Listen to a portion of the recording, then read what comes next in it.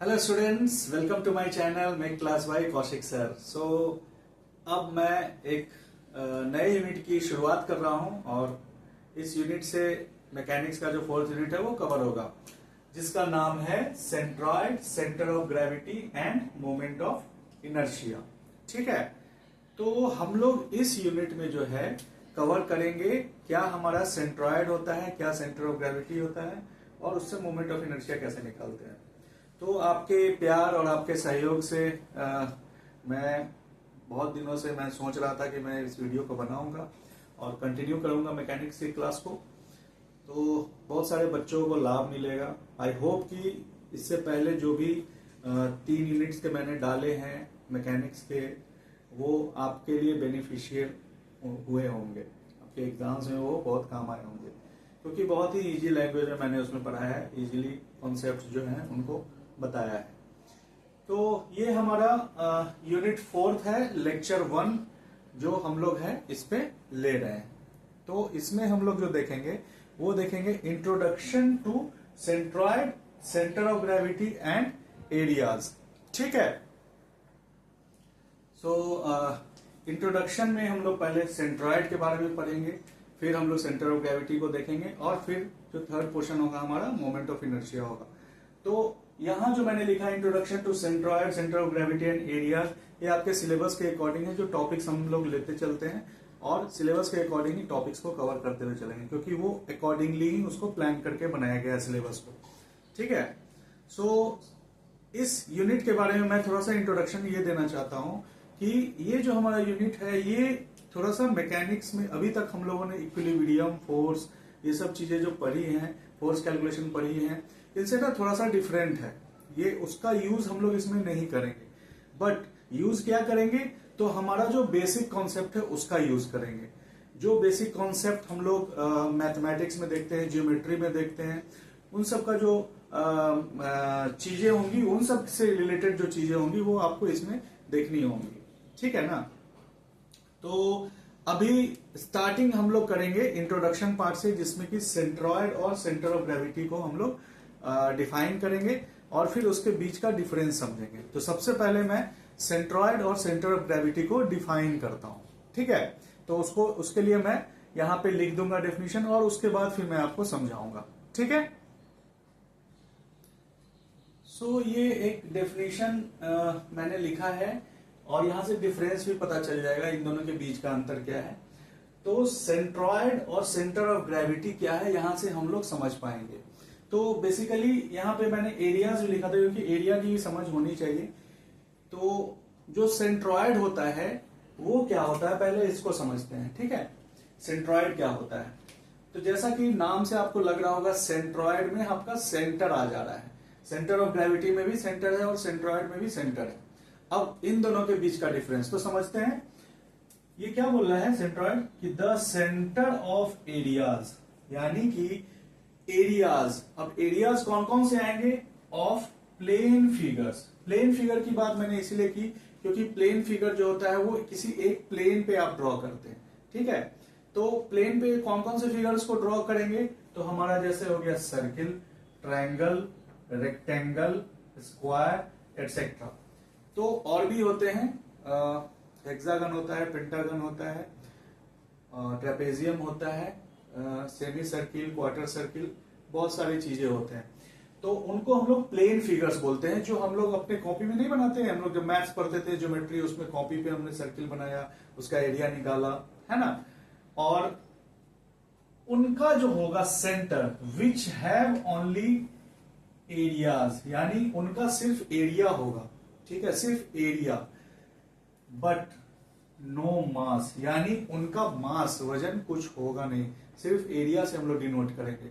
तो वैसे जो बॉडीज हैं उनका जो सेंटर होगा, एक सेंटर पॉइंट होगा, उसको हम लोग क्या बोलते हैं, सेंट्रॉइड बोलते हैं। बहुत ही आसान है, यानी कि वैसे एरियाज जिनका एक सेंटर पॉइंट हो, ठीक है, उसको सेंट्रॉइड बोलते हैं, जो कि प्लेन फिगर्स के एरियाज हो जाएंगे। अब यहां मैंने स्पेशली मेंशन किया है 2D, यानी 2 डायमेंशनल। 2D को हम लोग क्या बोल सकते हैं, 2 डायमेंशनल। तो 2 डायमेंशनल में कौन कौन से एक्सिस की बात करें तो हमारे पास सिर्फ एक्स एंड वाई एक्सिस होगा।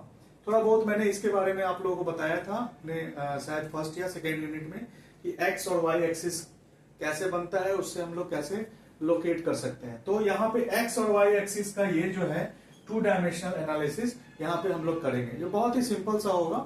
तो इसमें सेंट्रॉइड को निकालने में आपको इस एक्सिस की जरूरत पड़ेगी ही पड़ेगी। अब हम लोग आ जाते हैं सेंटर ऑफ ग्रेविटी पे।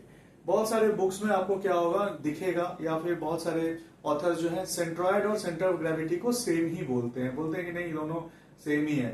बट बेसिक सा जो डिफरेंस है वो मैं आपको बता रहा हूं, सेम तो नहीं है, दोनों अलग अलग है, बोलने की चलने की भाषा है। सेंट्रॉइड मतलब प्लेन फिगर्स का सेंटर, प्लेन फिगर्स का केंद्र, एक ऐसा बिंदु जहां पे उसका केंद्र निकाला जा सके, ठीक है। सेंटर ऑफ ग्रेविटी पे आते हैं। तो सेंटर ऑफ ग्रेविटी हमारा क्या है, इसको पढ़ते हैं। क्या बोल रहा है, the point through which the whole weight of the body acts, यानी कि ऐसा केंद्र, एक ऐसा बिंदु, पॉइंट, जहां पे उस पूरे बॉडी का, जिसका हम सेंट्रॉइड या सेंटर ऑफ ग्रेविटी निकाल रहे हैं, उस पूरे बॉडी का वेट जो है वो एक्ट करे, ठीक है। उस बिंदु को अगर हम कंसीडर कर रहे हैं तो उस बिंदु से हमारा, वहां से उसका वेट एक्ट करे, बस यही बोल रहा है। उसको इररिस्पेक्ट ऑफ इट्स पोजीशन, यानी उसके पोजीशन से मतलब नहीं है। अब इस बात को मैं इसको अच्छे से आपको समझाऊंगा कि क्यों ऐसा लिखा है इररिस्पेक्ट ऑफ इट्स पोजीशन। इसीलिए लिखा है, सबसे पहले तो आप ये जान लीजिए कि ये तो प्लेन एरियाज के लिए है, जिसमें सिर्फ एरिया होंगे, मास नहीं होगा। और ये क्या है, whole weight of the body, यानी वेट आ गया, वजन आ गया। तो वजन आ गया तो क्या होगा, उसमें मास आ जाएगा, क्लियरली यहां मेंशन है। तो यहां पे क्या हो जाएगा, हमारा मास आ जाएगा, ठीक है। तो वैसे बॉडीज जिनका एक पॉइंट ऐसा हो जिनमें मास है, और उनका एक ऐसा पॉइंट हो जहां से उनका पूरा वजन जो है वो एक्ट कर रहा है। एक बोलने चलने की परिभाषा है, बोलने की भाषा है, यानी कि अगर हम लोगों को अगर लिखना है कि ये 5 किलो का है, जैसे 5 kg का एक गोल सा एक स्फेयर है मान लीजिए, तो 5 किलो का स्फेयर का जो वेट है, वेट हमेशा कहां लगता है, डाउनवर्ड्स लगता है। वेट कहां लगता है हमारा, डाउनवर्ड्स लगता है। तो जब डाउनवर्ड्स लगेगा तो किसी ना किसी पॉइंट से लगेगा ना भैया, जैसे हम लोगों ने फोर्स में देखा था। तो वो जो पॉइंट से लगेगा, उसी पॉइंट को हम लोग सेंटर ऑफ ग्रेविटी बोलते हैं, ठीक है ना। वो एकदम बीचों बीच होता है, तो उसका एक मास होगा, ठीक है। तो इसको हम लोग क्या बोलते हैं, सेंटर ऑफ ग्रेविटी। अब बोल रहा है इररिस्पेक्ट ऑफ इट्स पोजीशन।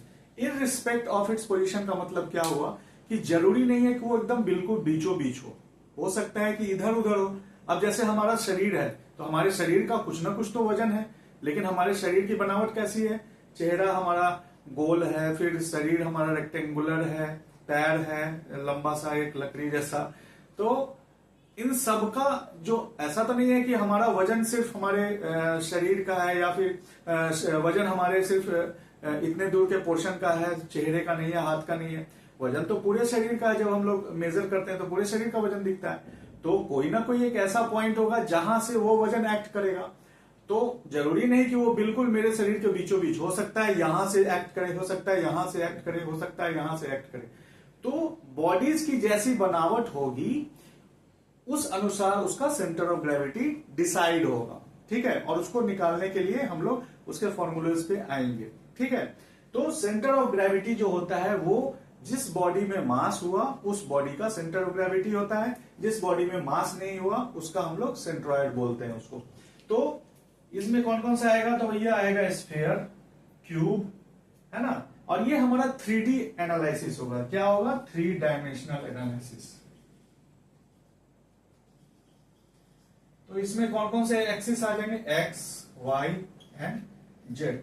इनको मैं बताऊंगा, बहुत अच्छे से बताऊंगा कि आपको समझ में भी आएगा। ये मैं समझाने के लिए कॉन्सेप्ट वाइज आपके पास सारी चीजों को लेके आऊंगा। बहुत ही सिंपल सा है, इसके लिए बस बिल्कुल हेडेक नहीं लेना है। डेफिनेशंस को पढ़ना है, याद करना है, और फिर उसके बाद जो है हम लोग वो क्वेश्चंस को सॉल्व करेंगे।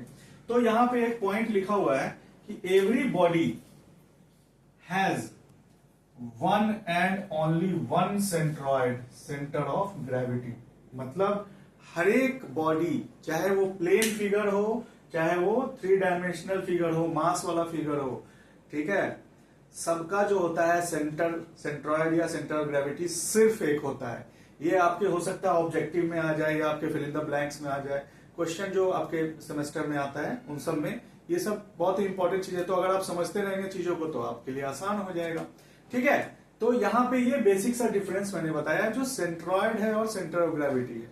ठीक है, तो अब जो नेक्स्ट हम लोग पढ़ेंगे यानी कि लेक्चर 2 में जो हम लोग देखेंगे, बेसिकली हम लोग सेंट्रॉइड से स्टार्ट करेंगे। ठीक है, कि सेंट्रॉइड में जो प्लेन फिगर्स हैं उनका सेंट्रॉइड हम लोग कैसे लोकेट करते हैं। ठीक है, तो ये एक छोटा सा शॉर्ट सा वीडियो मैंने बनाया है आपके समझने के लिए। आई होप कि आपको ये पसंद आएगा। तो हम लोग फिर लेक्चर 2 में इसके आगे की चीजों को देखेंगे। ठीक है, तब तक के लिए अपना ध्यान रखिए। Thank you.